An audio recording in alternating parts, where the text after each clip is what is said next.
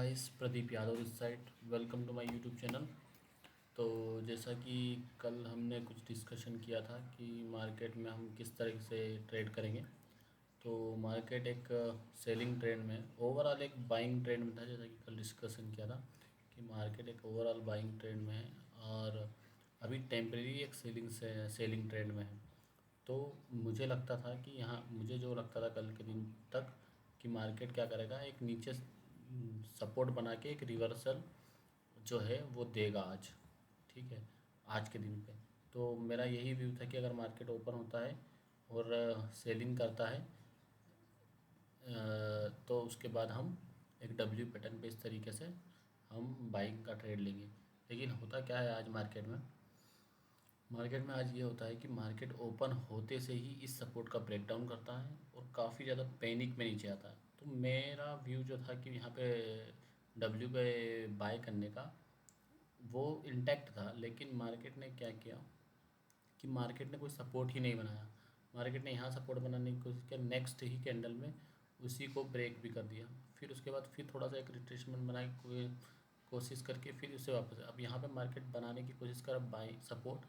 But ये काफ़ी ज़्यादा एक्सटेंडेड सेलिंग हो गई, यहाँ तक आ चुका है मार्केट। अब यहाँ से डायरेक्ट इस तरह का रिवर्सल एक्सपेक्टेड नहीं था मुझे। तो मैंने क्या किया, यहाँ पे एक सेलिंग का ट्रेंड फाइट किया। मुझे मेरी मेरी ये एक्सपेक्टेशन हो गई थी अब कि मार्केट जो है आज कंटिन्यूशन करेगा सेलिंग स्विंग का। यहाँ पे मुझे पता चल गया था इस जोन में।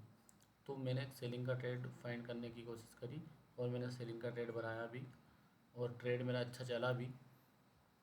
लेकिन मैंने कहाँ ट्रेड बनाया, मैं पहले वो बता देता हूँ, फिर उसके बाद डिस्कशन करेंगे कि क्या हुआ है आज। मैंने जो ट्रेड बनाया था वो यहाँ पे बनाया था, सेलिंग का। बहुत अच्छा ट्रेड था, यहाँ पे बनाया था और मेरा स्टॉप लॉस था मेरा यहाँ पे। और ज़्यादा एक्सपेक्टेशन नहीं थी मेरी, ओनली 1:2 यहाँ तक की कुछ एक्सपेक्टेशन रखी थी मैंने, इतनी एक्सपेक्टेशन थी। अब मार्केट क्या करता है कि पहले तो कंटिन्यूशन में जाता है और टारगेट नहीं देता और यहाँ से रिवर्सल करता है। तो मुझे और एक एक को मैं HDFC को और देख रहा था, HDFC बैंक को।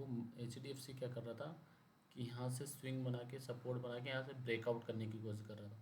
तो मेरा अब मुझे गलती ये हो गई, मैंने HDFC को देखा पहली बात तो, जो कि बहुत गलत बात है, मुझे किसी और को नहीं देखना चाहिए था।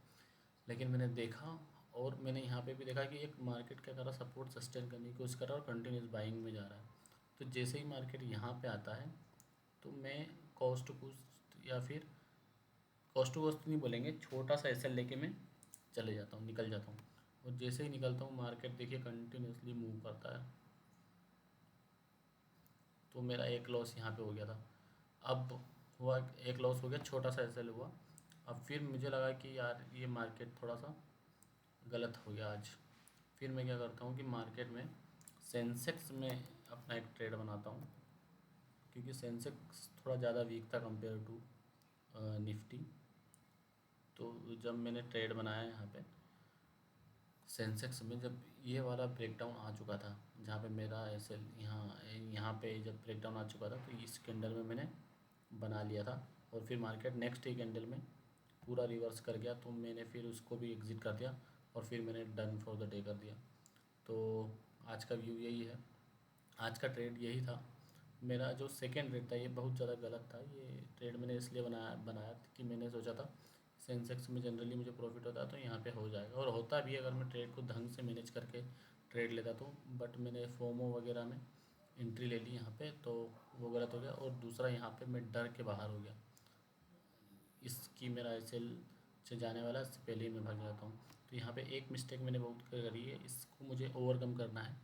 क्या पहली मिस्टेक ये है कि मुझे ट्रेड में डरना नहीं है अगर मैंने ट्रेड ले लिया तो। दूसरा, अपने एसएल के पहले निकलना नहीं है। यहाँ पे मेरा एसएल हुआ भी नहीं था, एसएल के पास तक भी नहीं आया था, फिर भी मैं निकल गया। और देखो मार्केट कितना अच्छा मूव दिया है। ठीक है, बट कोई दिक्कत नहीं है। हमारा जो लॉस था वो काफ़ी ज़्यादा रिस्क मैनेजमेंट को हमने फॉलो करके ही आज किया है। कोई भी ऐसा बड़ा लॉस नहीं हुआ, रिस्क हमारी मैनेज हुई थी, तो ऐसा कोई दिक्कत नहीं है। अब नेक्स्ट डे की अगर हम बात करें, कल के दिन हमारा क्या हो सकता है, तो कल के दिन मेरी एक्सपेक्टेशन यही है, मतलब मंडे के दिन की, कि मार्केट जो है यहाँ से एक वीकली लो बना चुका है।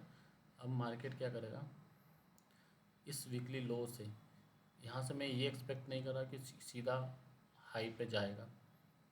ठीक है, तो अगर कभी मार्केट यहीं कहीं ओपन होता है, ठीक है, और सपोर्ट लेने की भी कोशिश करी आज मार्केट ने लास्ट फ्यू मिनट्स में यहाँ पे, तो अगर मार्केट इस सपोर्ट को सस्टेन करता है, कल मार्केट जहाँ तक एक्सपेक्टेड है मार्केट इसी रेंज में ओपन हुआ इस सपोर्ट के ऊपर ऊपर, और मार्केट सपोर्ट लेने की कोशिश करेगा। और मार्केट जब सपोर्ट लेने की कोशिश करेगा मतलब कि या तो गैप अप हो जाए या फिर साइडवेज होके साइडवेज हो जाए और मार्केट बाइंग स्विंग बनाए, तो मेरा एक्सपेक्टेशन ये रहा जैसे ही बाइंग स्विंग कंप्लीट होता है सेलिंग रिवर्सल आता है तो वीकनेस के बेस पे मैं सेल करूँगा। क्योंकि एक वीकली लो से मैं नहीं एक्सपेक्ट नहीं करता कि मार्केट सीधा इतना बड़ा कोई मूव दे दे अनटिल अनलेस कोई बहुत अच्छी न्यूज़ ना आ जाए।